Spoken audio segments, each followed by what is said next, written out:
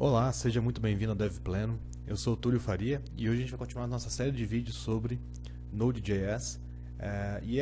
Esse vídeo em específico a gente vai falar sobre módulos, tá? Então, nos vídeos anteriores a gente já falou sobre closure e sobre escopo, e hoje a gente vai falar sobre como que a gente pode organizar um pouquinho o código aí utilizando módulos.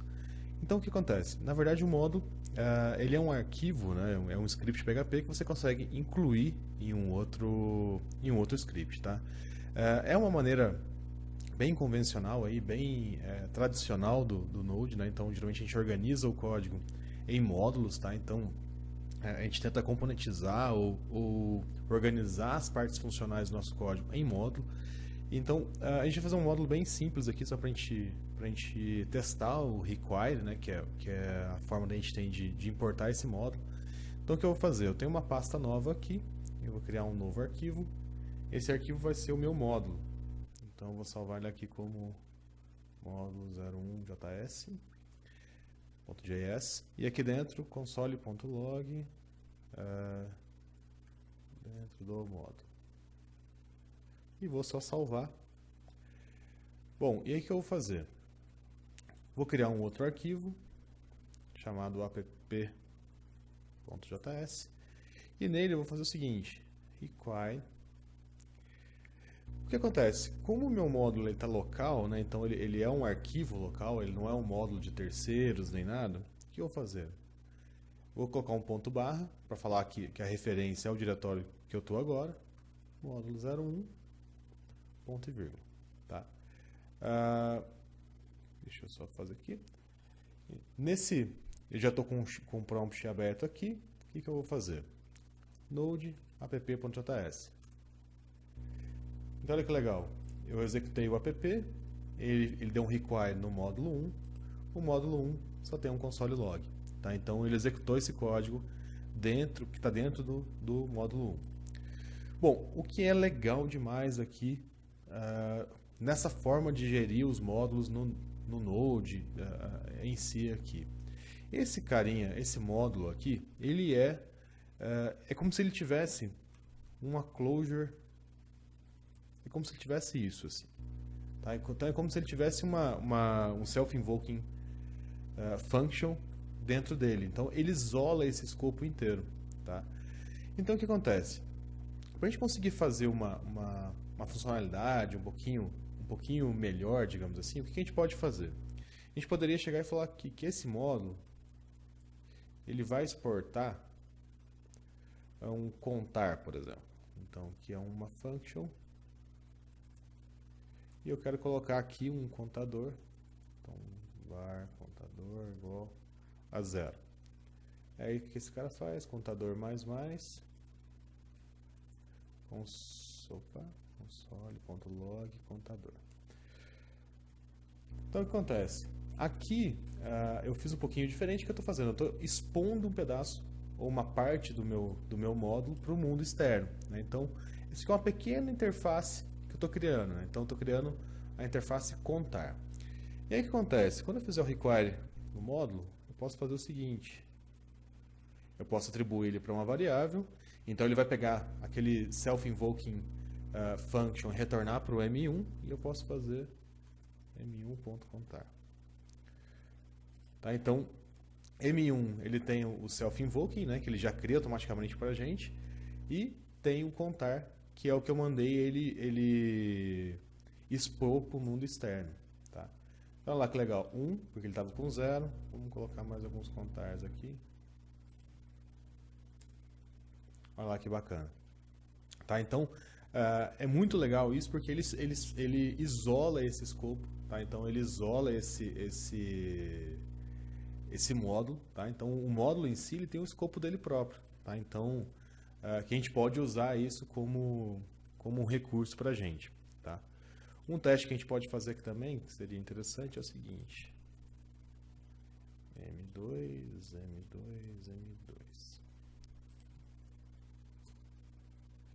Olha que bacana. Então, como o require ele só executa uma vez, tá? Então, mesmo que a gente execute ele 2 vezes no código, ele só vai importar o código uma vez, tá? Então, como ele só importa uma vez, a primeira vez que ele executar, ele retorna aquele self invoking function, e ele mantém aquele escopo. Tá? Então ele segura aquele escopo, tá? Porque como a gente não está fazendo nada de diferente lá para controlar melhor o escopo, ele segura esse escopo. E aí o que acontece? Mesmo dando um require e atribuindo para o M2, no M2 ele vai estar a mesma instância que está em M1, né? Então o mesmo escopo que está em M1. E aí olha o que acontece. O meu contador ele continua contando mesmo com requires e com variáveis diferentes. Tá? Esse comportamento é semelhante a um singleton, né? Então, que a gente tem aí, comumente a gente utiliza em Java, em algumas outras linguagens de programação, como C Sharp. Tá? Então, a gente consegue garantir aí que uma instância só de uma classe, etc., esteja executando no código todo. Tá? Bom, vamos fazer mais uma brincadeira aqui, que é a seguinte. Então, esse é o nosso módulo 1. Tá? Então, eu vou criar aqui um módulo 2.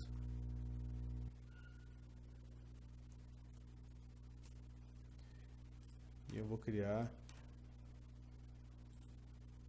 um app2.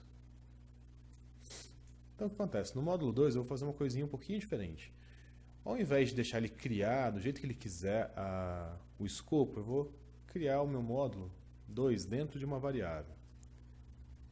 E eu vou criar a minha própria function. Então, eu quero travar aqui o meu escopo. Né? Então, eu quero criar um escopo só para esse módulo meu.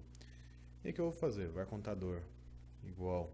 Vamos fazer uma coisinha diferente aqui. Ó. Vamos passar. Eu quero que o meu módulo que conta, digamos assim, ele tenha um valor inicial. Tá? Então, criei aqui minha variável contador. Essa variável é semelhante aqui a um atributo da classe de forma privada, tá? Então ele não está disponível de forma global. E aí o que eu posso fazer?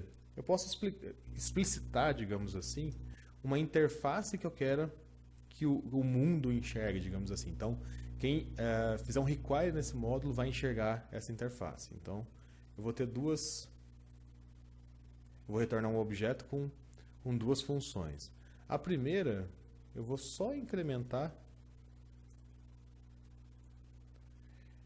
e o segundo método, ou a segunda function que eu quero expor para o mundo, é só um console.log contador. Então, olha só que legal. Criei aqui meu valor inicial. Lembra que a gente comentou no vídeo sobre closure? Então, eu consigo acessar o escopo pi, né, digamos assim, que é o escopo daqui.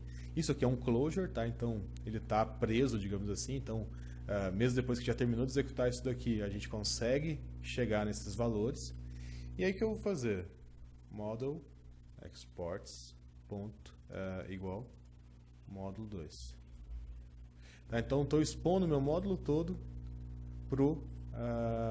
para ser importado, para a gente conseguir fazer um require do lado de fora. Agora no app2, aliás, o que eu vou fazer?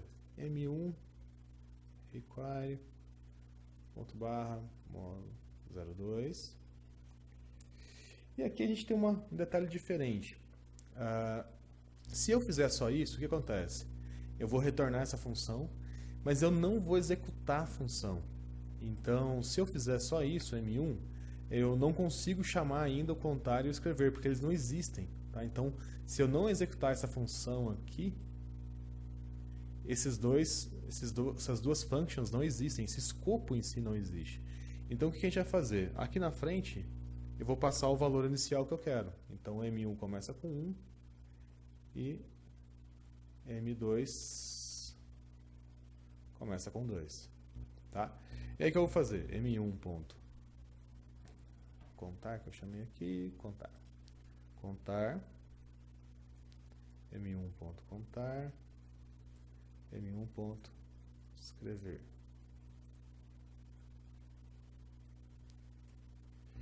Ctrl V. Uma coisa que a gente pode fazer, né, só uma dica aqui sobre o Sublime, eu posso segurar Ctrl e clicar nas linhas de baixo, apertar Delete e colocar M2, ele já troca para mim todas as linhas ao mesmo tempo.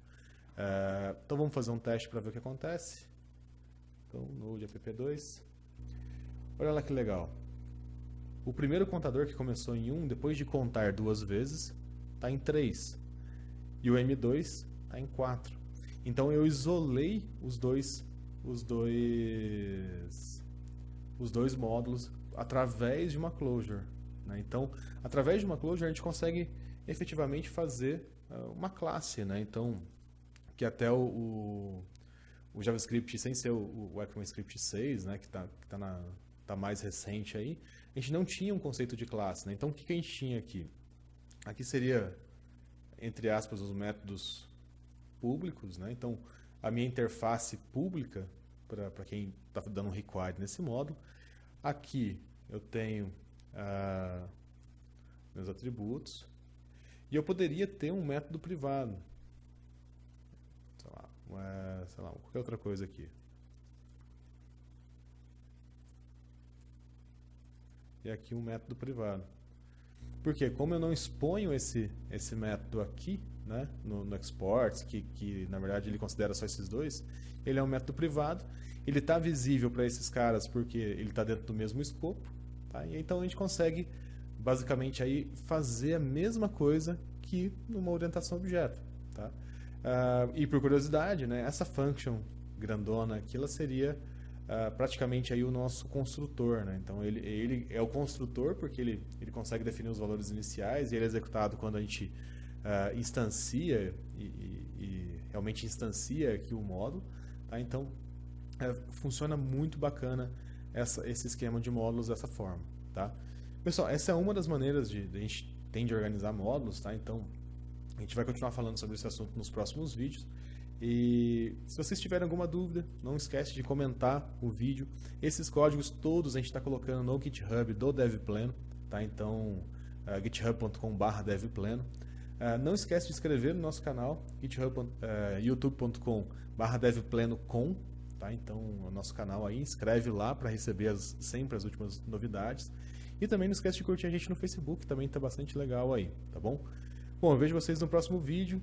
Até lá!